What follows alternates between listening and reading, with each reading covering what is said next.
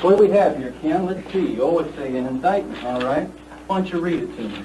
You're up for election, aren't you? Mr. Bundy? You got it, didn't you? Mr. Bundy? You told me that you were going to get me. You said he was going to get me, okay? You've got the indictment. It's all you're going to get. Let's read it. Let's go. Theodore Robert Bundy, you are charged, indictment, 2 counts burglary, 2 counts murder in the first degree, 3 counts attempted murder in the first degree. Design or intent to effect the death of said Lisa Lee. My chance to talk to the press. Contrary to section 78204 Florida statute. I'll plead not guilty right now. And your grand jury... Picture this: a quiet suburban neighborhood where children ride their bikes until sunset, where neighbors know each other by name, where crime is something that happens on television, not in real life. Now imagine waking up one morning to find that someone in that neighborhood has vanished without a trace. No signs of struggle, no witnesses, no explanation. The police investigate, file their reports, and eventually the case goes cold. Life returns to normal. But what if I told you that this wasn't an isolated incident? What if I told you that across multiple cities, in seemingly unrelated locations, people were disappearing under identical circumstances and nobody noticed until it was almost too late? In the early 1970s, law enforcement agencies across the Pacific Northwest were dealing with what they believed were separate, unconnected missing persons cases. Young women were vanishing from college campuses, parks, and shopping centers. Each case was handled independently by local police departments, each one filed away as a tragic but isolated event. There was no reason to connect a disappearance in Seattle with one in Salt Lake City or another in Colorado. After all, these were different jurisdictions, different states, different worlds. The crimes appeared random. The victims seemed to have nothing in common beyond their gender and approximate age, and without the technology we have today, there was simply no way to see what was hiding in plain sight. But then something changed. A detective in Utah named Jerry Thompson was reviewing a kidnapping case where the victim had miraculously escaped. As he listened to her description of her attacker and his methods, something nagged at him. He had heard similar details before, whispered in the hallways of police conferences, mentioned in bulletins from other states. He began making phone calls, requesting case files, comparing notes with investigators hundreds of miles away.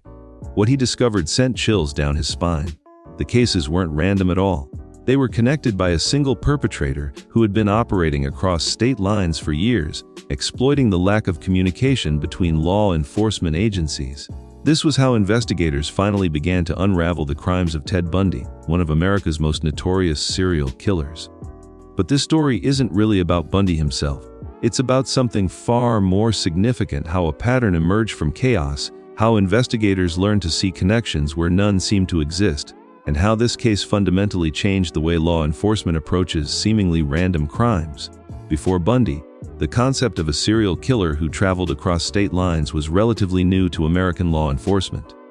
Most violent crimes were considered local matters. Police departments operated independently, with little systematic sharing of information.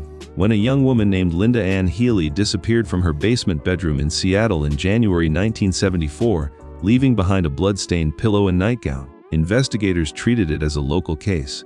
When Donna Gail Manson vanished from Evergreen State College 2 months later, it was handled by a different agency. Susan Rancourt disappeared from Central Washington State College in April. Roberta Parks went missing in Oregon in May. Brenda Ball vanished from a tavern in June. Georgian Hawkins disappeared from the University of Washington campus, also in June. Each case was investigated thoroughly, but each was investigated separately. The victims came from different towns, different colleges, different backgrounds. Some were last seen at night, others during the day. Some disappeared from crowded areas, others from isolated locations. On the surface, there was no obvious pattern, but beneath the surface, invisible threads connected every single case. The victims were all young women with long hair parted in the middle, a fashion popular at the time. Many were college students. Several disappeared on the same day of the week, and in multiple cases, witnesses reported seeing a handsome young man with his arm in a sling, asking for help carrying books or loading something into his Volkswagen Beetle. It took months, and in some cases years, for investigators to recognize these commonalities. The breakthrough came when survivors began to come forward. In July 1974, several witnesses at Lake Samish State Park reported seeing a man introducing himself as Ted, asking women to help him load a sailboat onto his car. 2 women who went with him that day never returned. Now investigators had something concrete: a name, a description, and a method. When Carol Duranch escaped from an attempted kidnapping in Utah in November 1974, she provided crucial information about her attacker's vehicle, his appearance, and his tactics. Detective Thompson, reviewing her case alongside reports from Washington and Oregon, finally saw the pattern clearly. The investigation that followed was groundbreaking for its time. Investigators from multiple states began working together, sharing information and comparing case details. They created what we would now recognize as an early criminal profile, identifying behavioral patterns and geographic movements. They tracked vehicle registrations, cross-referenced witness descriptions, and compiled timelines that spanned multiple states. This collaborative approach, revolutionary for the 1970s, eventually led to Bundy's arrest, conviction, and execution, but more importantly, it established protocols that law enforcement agencies still use today. The Bundy case demonstrated that what appears random often isn't. It showed that criminals, particularly serial offenders, develop patterns of behavior that can be identified and predicted. It revealed the critical importance of inter-agency cooperation and information sharing, and it led directly to the creation of systems like the Violent Criminal Apprehension Program, or VKP, established by the FBI in 1985 to track and analyze patterns in violent crimes across jurisdictions. Today, when a crime occurs, investigators immediately enter details into national databases that can identify similar cases anywhere in the country within seconds. Advanced data analysis and artificial intelligence help identify patterns that human investigators might miss. DNA technology allows for definitive connections between crimes separated by years or geography. But in the 1970s, none of this existed. The pattern emerged only because dedicated investigators refused to accept that these crimes were truly random. Because they trusted their instincts, made phone calls, shared information, and looked beyond the boundaries of their own jurisdictions. The lesson from this case extends far beyond criminal justice. It teaches us that randomness is often an illusion created by insufficient information or perspective. What looks like chaos from one viewpoint may reveal clear patterns when examined from another angle.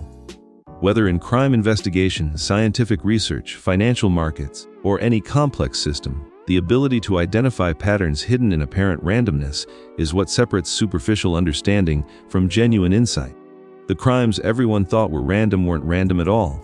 They were part of a deliberate, calculated pattern that claimed at least 30 lives and possibly many more. The pattern was always there, waiting to be discovered by someone willing to look beyond the obvious, to question assumptions, to connect dots that others couldn't see. And when that pattern finally emerged, it changed everything. If you found this story as compelling as I did, make sure to hit that subscribe button right now. We dive deep into fascinating true crime cases, unsolved mysteries, and stories that changed history on this channel. And trust me, you won't want to miss what's coming next. Give this video a thumbs up if you enjoyed it, drop a comment sharing your thoughts on how this case changed criminal investigation, and turn on notifications so you're the first to know when we upload our next video. There are more incredible stories out there waiting to be told, patterns waiting to be discovered, and mysteries waiting to be solved. Stay curious, stay engaged, and I'll see you in the next one.